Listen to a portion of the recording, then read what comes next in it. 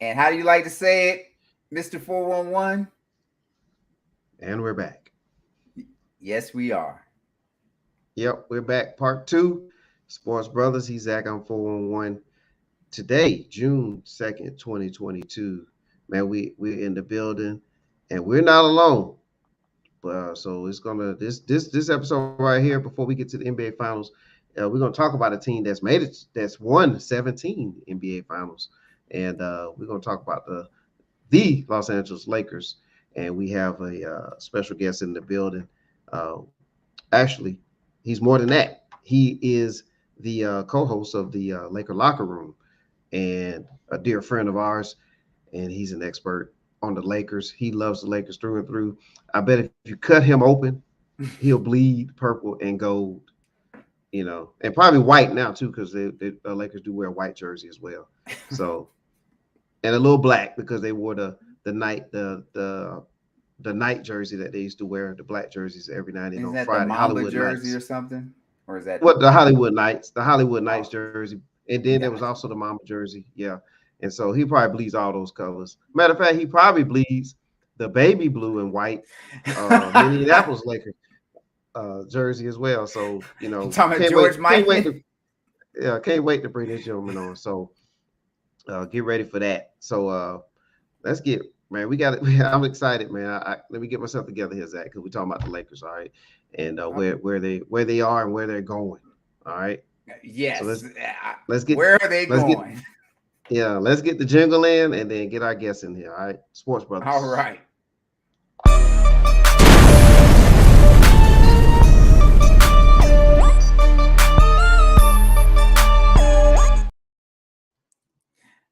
All right. Let us get to it. Well, Zach, everybody got to do the following first.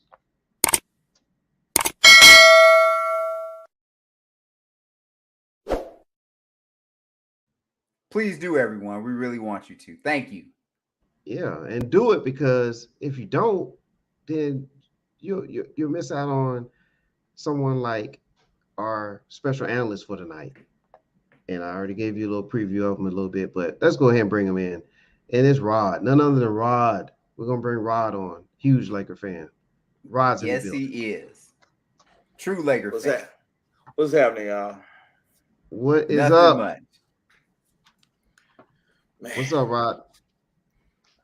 ain't that much, man. Getting ready for these finals and watch these finals. My Lakers ain't in it, so I got to watch the enemy. Hopefully, hopefully, Golden State do some of our dirty work because we don't want to see them green bastards win nothing. So, you Yeah, know, it's a race to 18. It's a race to it, 18. All They yeah, right. gotta man. get they gotta get to 17 first. Oh Well, man, yeah. Well, yeah. no, we'll see. We'll see what happens here. But yeah. Just real quick. Well, what's your thoughts on the finals? Well, I mean, styles make fights. And this is going to be a epic one. I mean, you got Golden State, which is a offensive juggernaut. You got that Boston team with an amazing defensive core. They got a defensive player of the year. So, the old saying, defense wins championships. Well, this is going to put that statement to the test right here. So we gonna see how it goes, man. But this is going to be something to really sit back and enjoy. So many matchups. I mean, the biggest questions is, can Draymond Green neutralize Tatum? Can Marcus Smart neutralize Steph Curry? Can Wiggins contain Jaylen Brown and vice versa? So it's a lot of interesting matchups. And then you got two phenomenal coaches. Kerr's the veteran. Udoka's new on the scene, but he's already proved himself. So phenomenal benches on both sides. I mean, this should really be a good series to watch. And so, just as a fan of basketball, Celtics hatred to the side, it's gonna be great to watch. Yeah, absolutely. And two organizations that built their teams through the draft, and they're going at it. So the irony of that, and on the back on the back end of that statement, Rod, Lord. we're going to talk about the LA Lakers, Los Well, Angeles Lakers, and before we, yeah, and this gonna segue right into it. yeah, Seeing Tatum just breaks my heart. You know where I'm going with this. I know where you're going. Because let the record show, I never wanted Lonzo Ball. I wanted Tatum. I wanted Tatum. I always said we should have drafted Tatum. Magic, that's my guy. Arguably my favorite Laker. Great point guard. But that was a lazy job as a general manager. All he did was take his funky ass over there to the UCLA game, sit there, watch the fans overhype Lonzo Ball, and he drafted him, listen to his fat mom dad, instead of doing what you're supposed to do, doing your due diligence, and at least working out all the top players. He didn't even work out Tatum. Tatum didn't get a workout with the Lakers. So, and then to find out this man loves Kobe and loves the Lakers. Yeah. He loves us. The man put on Laker merchandise in a Game 7 Celtics game. That tells you how much he loves the Lakers. And you didn't give this kid a workout. And then furthermore, if we had him and Brandon Ingram together, because we had Brandon Ingram, them two Duke boys, they are friends. You see what he's doing with Jaylen Brown? Well, we all know Brandon Ingram better than Jaylen Brown. You put Tatum and Ingram together, that is the nucleus of a dynasty. Carry on. I hear you, man. All right. In fairness, the 76ers probably should have drafted Tatum instead of what's his face. So it's still, I don't think would have came to the Lakers if they did their job. But I understand what you're saying. Markel folks. Yeah. Yeah. Yes, that was the that's the travesty. Well, Philadelphia's stupid anyway, but I mean, I'm talking about teams that should know better. Which is like, the only time Philly get it right is if the whole world tell you who to pick. But I'm like, that's just simple due diligence. I mean, Kobe Bryant literally said, "How did we not draft this kid?" That was Kobe's words. It's like, come on. Anyway, let's move on. All right. And I didn't realize the Warriors had 6 titles, and you guys all right. I forgot Boston had 17, so it is a race to 18. But I didn't know the Warriors had 6 titles. That is actually Well, the reason why you don't know probably because they won some back in the day. Yeah, back in the day when they weren't even. I mean, I don't even think were they Golden State at that point. They were something. They was in another city, weren't? I think Philadelphia for a while, but still surprising that they would be second kind of or third on the list, I guess, behind the Lakers and the Celtics. Well, I mean, you have Philadelphia Warriors. Was Chicago's third actually? Because Chicago already had 6. Chicago had 6. Yeah, but also, you had the Philadelphia Warriors, right? Wilt Chamberlain. And then you have the Golden State Warriors with Rick Barry as well. Yes. So, those are some all-time great players. And I think it's amazing that they got his son playing Otto Porter to get Wilt Chamberlain's great grandson. Otto Porter. I didn't know Otto Porter was his great grandson. No, they just look a hell of alike. They look alike. They look just alike. I say, go ahead, Wilt. Wilt did say less than 20,000 women. So it might be his great grandson. I mean, all of them ain't accounted for. Wilt got around. Yeah. Wilt is the GOAT. Some category and a lot of statistical categories, if you will. So his name comes up a lot, and I'm sure there's a lot of people that have things to say about Wilt too. But yes, our show is also sponsored by Heavenly Spot Mobile, and it's Latanya. We're at 2484 Ingleside Avenue, Building A, Suite 101A, Macon, Georgia 31204. Latanya can be reached at 478-747-9231. 478-747-9231. Heavenly Spa Mobile, where relaxation is the key. And for the Lakers, Rod, first thing I want to throw your way is part of one of the keys to the future success of the Lakers is the Laker management. I want to know what your thought is on the overall management of the management team of the Lakers, and then we'll get more into the coaching situation next. The management team needs to be disbanded.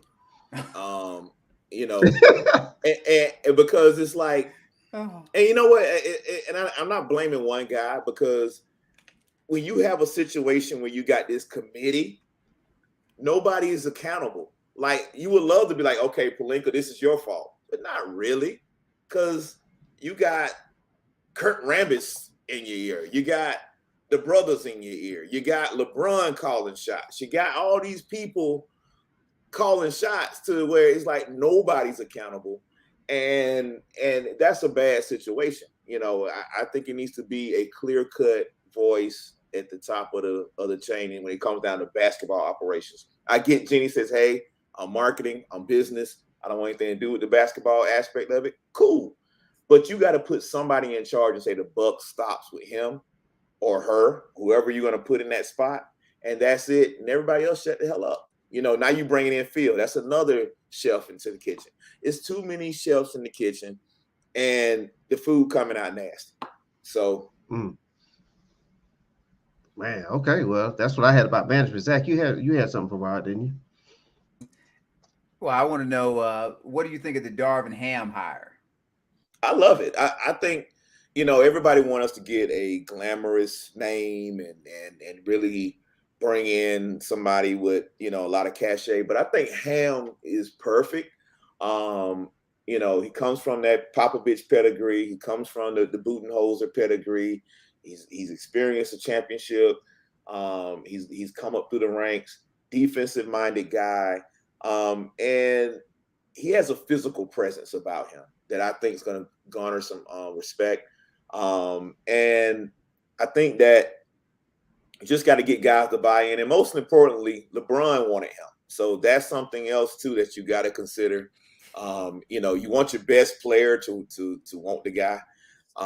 And so I like the fact that LeBron wanted him. So, you know, so all that being said, I think it's a good hire. And he's somebody that, you know, hopefully we can hold on to for this rebuild process, because the rebuild process is coming sooner or later. I think it should be sooner. I think they should blow it up now. But I think we're gonna go, you know, as long as LeBron wants to go with this crap show. So, you know, but I think we should blow it up, and you know, and you know, you know. Yeah.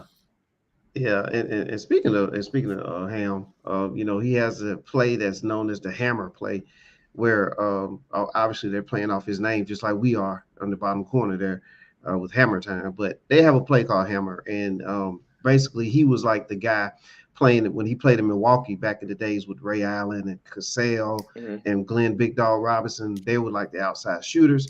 He was the non-shooter, but he would duck in, get the quick pass, and then kick it out for the three. I'm wondering if some of his, you know, history there. Also, as you stated, he was coached under Coach Pop, and he was a champion with the Bucks. Also coached with the Hawks when the Hawks were doing well as well.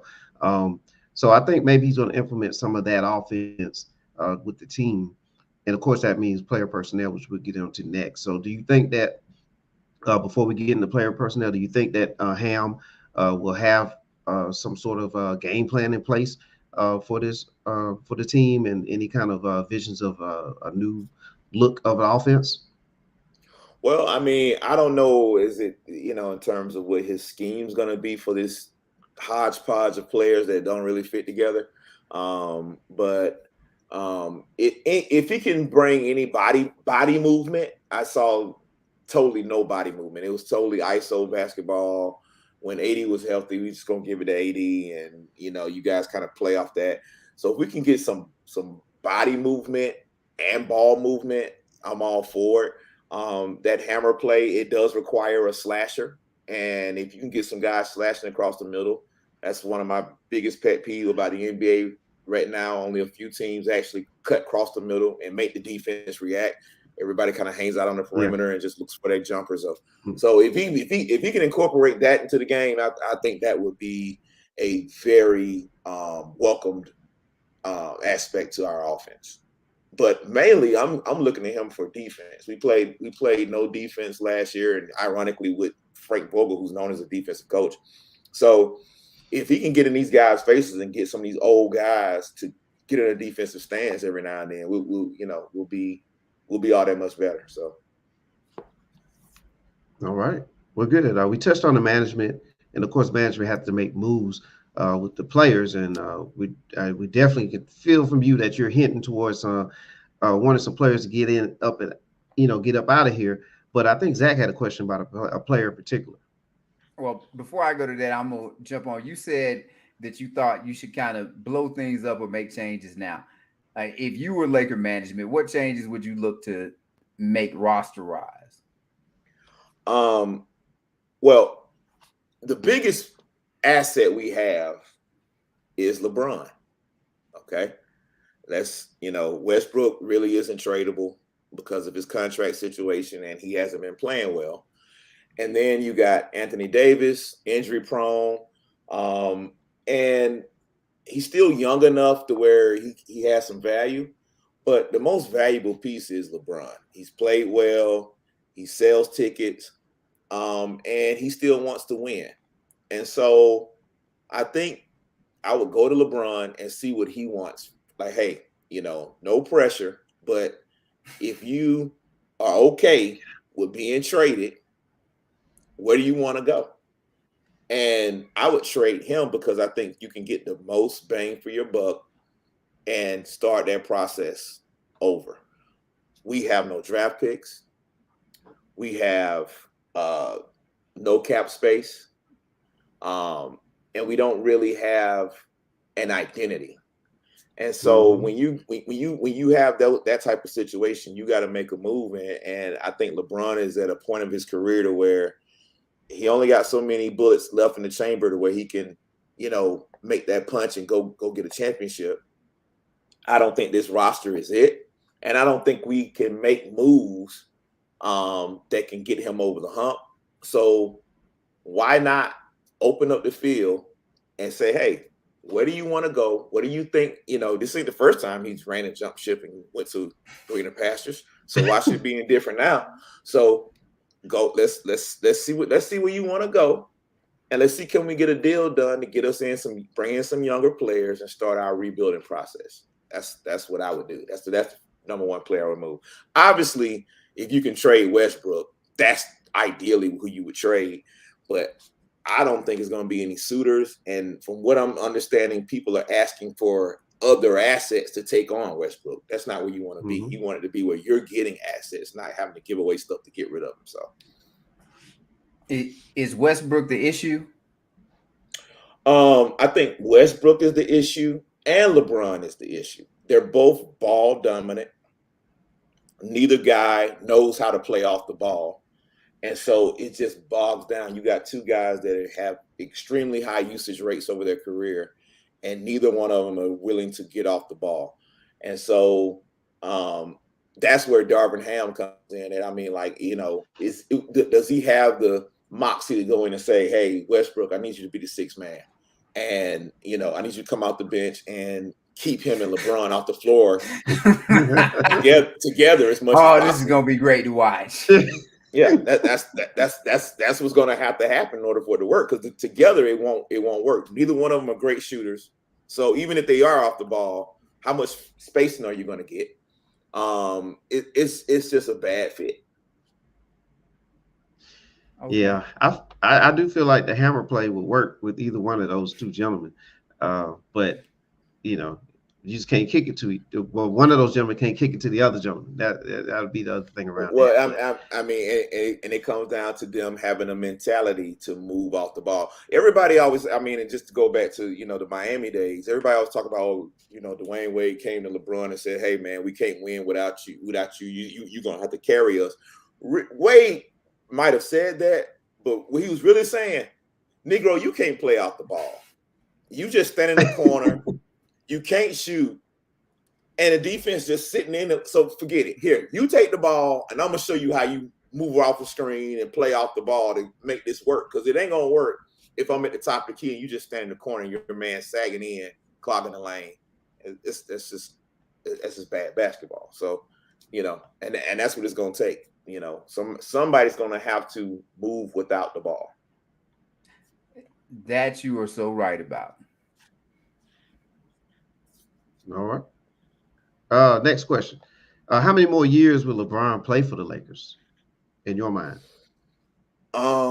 Lakers, we're a loyal organization, sometimes loyal to our own detriment. And so I think LeBron is going to play for the Lakers as long as he wants to. And that's a scary thought. That's a Yeah, it scary is. thought. It But is. It is. we don't the Lakers are, I mean, just going on our track record, we normally don't trade Hall of Fame players at the end of their career. We try to let them retire as a Laker. And that's always been our standard. And Jeannie, she really follows the lead of her father. And I think she's gonna hold true to that. So LeBron is gonna have to ask for a trade, or they're gonna have to come to a mutual agreement to make that move in it. But I really think they should just go to LeBron and say, hey man, do you want to take another stab at it and see if you can win another one elsewhere, So 3 more years, 4 more years. Are y'all gonna draft? Are y'all gonna draft Bronny? I hope not. Lord, please don't don't do that. But I feel like I think LeBron has maybe 2 more good years left in the tank. 1, maybe 3 at the most, and that third one will be that's when he really just falls off a cliff. But yeah, I would say 3 is the max of which he keeps playing. I mean, I don't know. He might surprise us and try to play another 6-7 years, but I think 3 is enough. So is LeBron bigger than the Lakers right now within the organization? Absolutely not. Nobody's bigger than the brand. I mean, we got 16. I mean, I hate to sound like Draymond, but we won before you got here, and we'll win when you go. So no, he doesn't stop the show. The Laker brand is going to be here until Jesus comes. That's just what it is.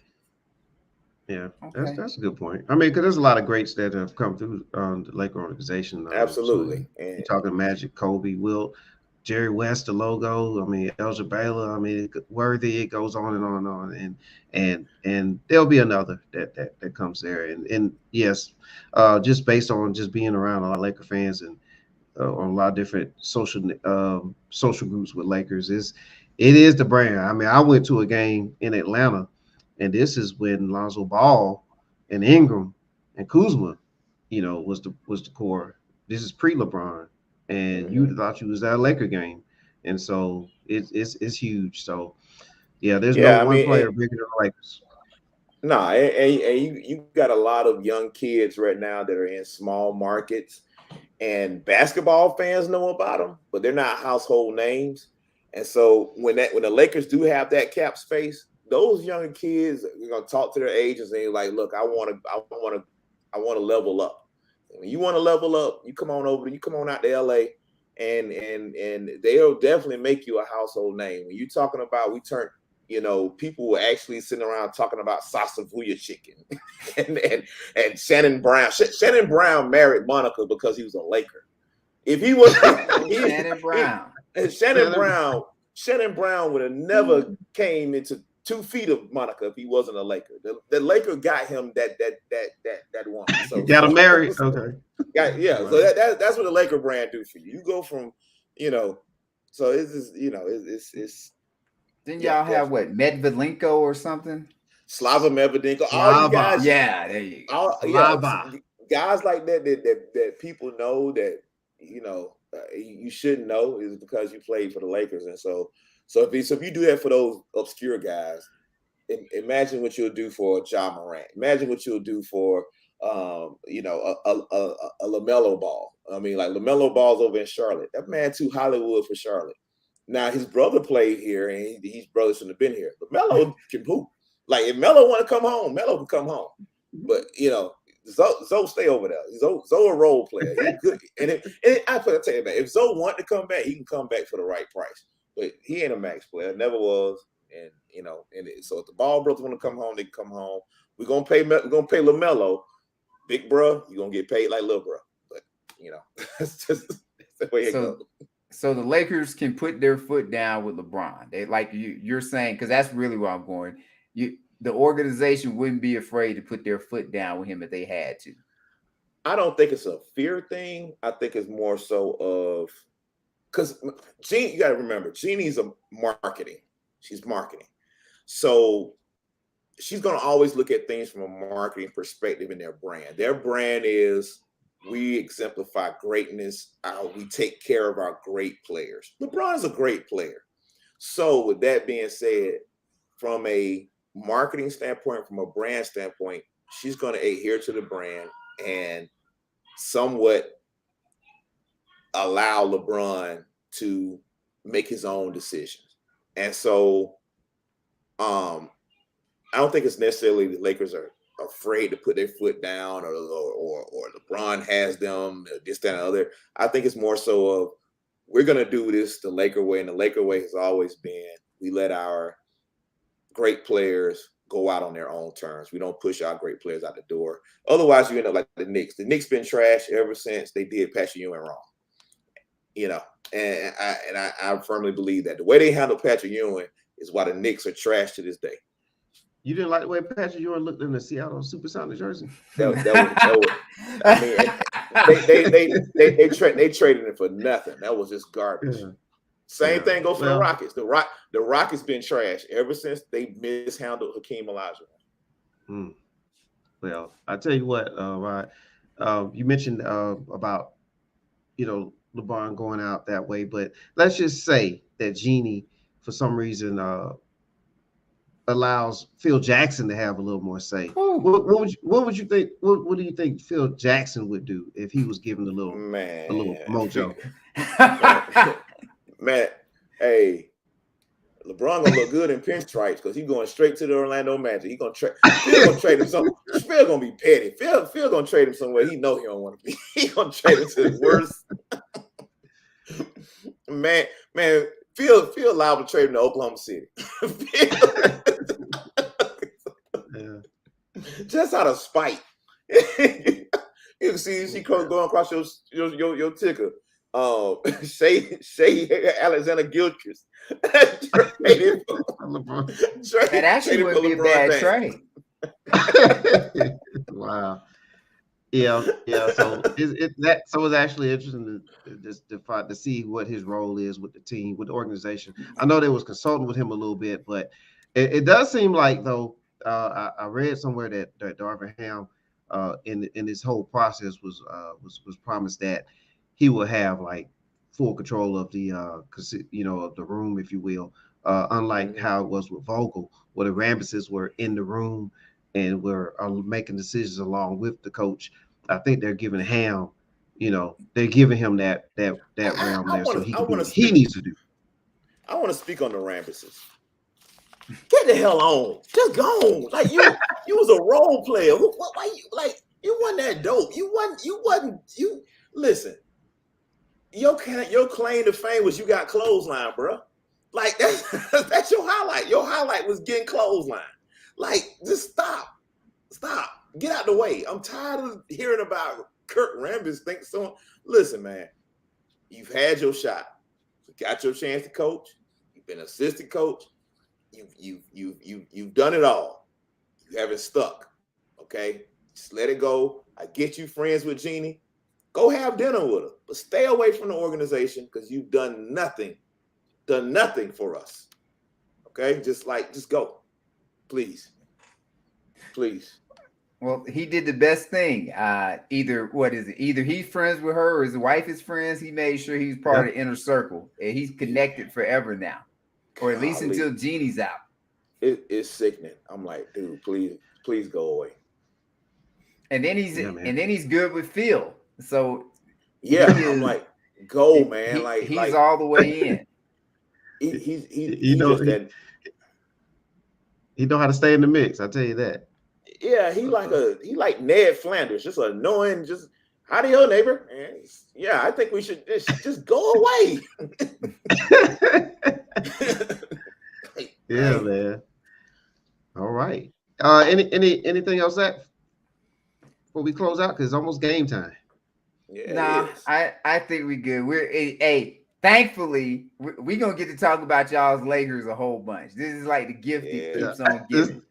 But I'll say this: if Anthony Davis is healthy and plays 70 plus games, that fixes a lot of the Lakers' issues. That's true. If he's who he used to be the first year with the Lakers and then New Orleans, and that'll fix everything. But if he's the in and out dude that he's been, then yes, we'll get to talk about y'all Lakers a whole lot and what they need to do. Yeah. But And it'll be fun to watch. I just want people to just see though, and I'm so glad. It feels like we're leaving the super team go by a championship era. We getting back to building teams and drafting and make your trade, but make the right trade and letting the GM be the GM.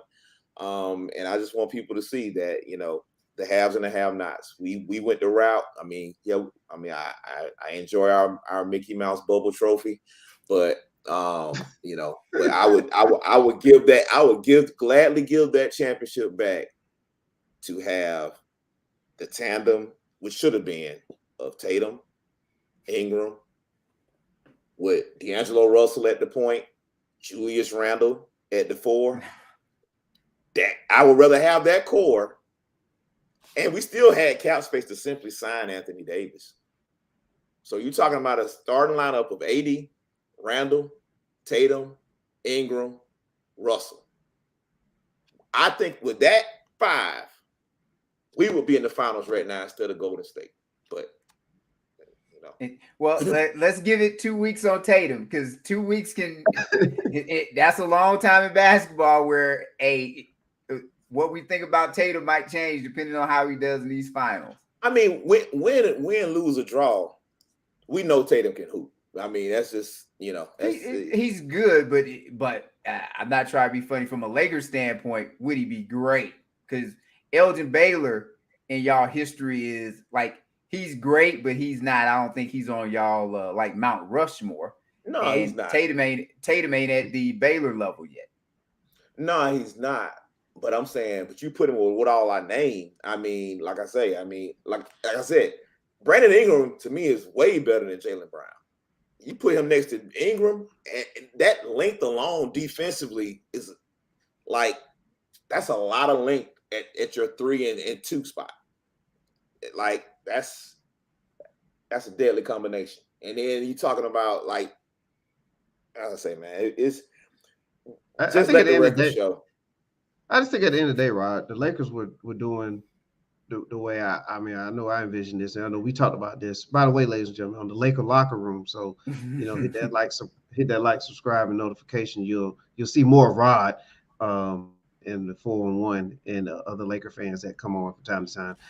The Laker locker room shows. But yeah, we talked about it years ago about, you remember we was talking about the draft back in 17 and 18. Mm-hmm. We kept talking there. Even Julius Randle draft, we talked about all these young players and young talent. And the organization, we made a decision to move on from that. And it's a risk reward, you know what I'm saying? And it's good to see in this finals to see 2 teams that actually are benefiting, reaping from their homegrown talent. Well, yeah. I think y'all made the right move with AD. It's just that he's been injured. Like, he's been injured more now, I think, than what he was in New Orleans. And maybe that's just because he's enjoying the LA life too much. But I don't think if he plays the way he's supposed to play, he ain't holding up his end of the bargain. Well, I mean, and to me, I'm not saying don't bring in AD. I'm saying timing is everything. AD was an upcoming free agent. We had the cap space to just sign him. I'm like, LeBron, that's your client. He signed the clutch. Like, hey, bro, hold up for a minute. We're gonna keep all this young talent, and then this summer you sign with us, and we stack, and we're gonna win the next 3 championships. That's the way he thought, very small-minded and very short-term, in a sense where it's like, let me give up everything to farm and bring in this guy. And it's just like, and a lot of LeBron fans, they're like, man, you so ungrateful, man. LeBron brought a championship. And I'm like, I'm a Lakers fan. Like, what do that mean? Yeah. we don't build teams, we build dynasties. All of our championships come in bunches. We don't win a championship and that's it for a while. We normally win. It's gonna be back to back. Multiple. Yeah, it's gonna be a back to back or a three-peat or something. We don't, every other year is something. We win in bunches. So when you come in, you got this one championship, and then we're like, okay, miss the playoffs, can't make the play in, like, first round exits. That ain't. It waters down that championship. So it's just kind of like, man, come on, man. It could have been done a lot better with a little bit of patience. And, not saying that any of these guys are Magic Johnson, but thank God Kareem ain't run off the young guys. Thank God Kareem ain't like, you know what, trade that. I don't want to see that guy from Michigan develop. Trade him for the Iceman. Like I mean, yeah, they probably would have won the championship the next year. That would have been it though. So, but not trying to be funny, LeBron's not really a Laker. LeBron is a LeBron, and he just came to the Laker brand to enhance his brand. Right. Like I'd say all of those other guys, and depending on how you look at Shaq, they Lakers. Like everybody else is a Laker. LeBron is team LeBron. I'm glad you brought up Shaq. As much as Shaq couldn't stand Kobe, I mean, he was smart enough to like, we not trading that kid. Yeah, he shot them out balls, but we ain't trading that kid. Yeah. LeBron James, man, this guy, Brandon Ingram, he's phenomenal. He's amazing. He was talking cash money about Brandon Ingram. Yeah, trade. I'm like, yes, that is LeBron. He is a whole. What is that? Both sides of his mouth, or you want to go two-faced, he tell you one thing in your face, and then behind your back, that's him. Yeah, cutthroat killer. Wow. Off the court. Yes, most definitely. Yeah, man. All right, well, Rod, we definitely appreciate you being on, man, and taking our questions there, and just giving everybody a glimpse into the Los Angeles Lakers. And as you all can tell, he is a passionate Laker fan. And like I say, stay tuned because there's going to be more of Rod out there in the Laker locker room. We have a lot more to talk about, and there's some things we're going to debate. And but you can check that out on those upcoming shows. All right, Rod. I know you got to get ready to catch the game. You got some things you got to take care of before it gets started. And we're just gonna close things out in a few minutes with pay a couple bills here at the end. But we definitely appreciate you being on, bro. Thank you, Rod. Right. Hey, we got free agency coming up. This is, like I said, this is gonna be great. I love watching y'all Laker fans. And I can only hope y'all make the playoffs. That way we can really see how this thing unfolds. Please keep Westbrook. I need this to be interesting all year. Yeah, we definitely in for the ride. We here for the ride. Yeah. So I did tell Mr. 411, the Miami Heat, we would be happy to take Westbrook off your hands in exchange for AD, and we'll throw in Kyle Lowry and Tyler Hero and Bam Adebayo. So y'all get those three. We'll take Westbrook and AD. And please. Boy, stop. All right, we'll holler at you. All right. Later. Man, what's wrong with that trade? We're taking Westbrook off your hands. Yeah, it's a great trade for the Heat. What? You get Bam. It's a great trade for the Heat. Yeah. And we'll throw in a pick. Yeah, absolutely. Great trade for the Heat. Man, but Rod, as you can see, Rod is definitely the man. And he is a true Lakers fan. I will give him that. Like, he is all in on the Lakers. All in, man. Oh man. All right, Zach. We gotta pay a couple bills for this game, man. So let's throw some of our sponsors out there. It's gonna be probably 2 or 3 commercials, but hey, it's necessary. Sounds good.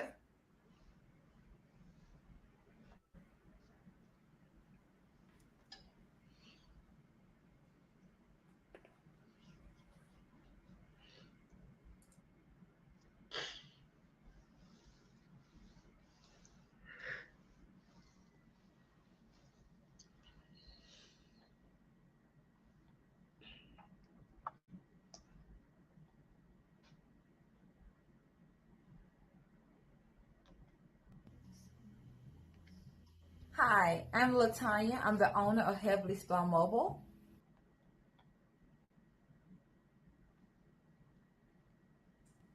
What happened to Latanya? No. Come back, Latanya. Uh-oh. Hi, I'm Latanya. I'm the owner of Heavily Spun Mobile. I've been in this business 19 years plus. If you're in dire need of a massage for achy muscles, back, neck, shoulder, hip, legs, feet, come on down and schedule an appointment with me. You can't go wrong. There's nothing wrong with taking care of you because no one's going to be able to take care of you. I'm located at 2484 Ingleside Avenue, and that's in Building 8, and that's in Macon, Georgia. Again, you can go online to Heavily Spun Mobile to schedule your future appointment, or you can reach out to me at 478-747-9231. I look forward to seeing you soon.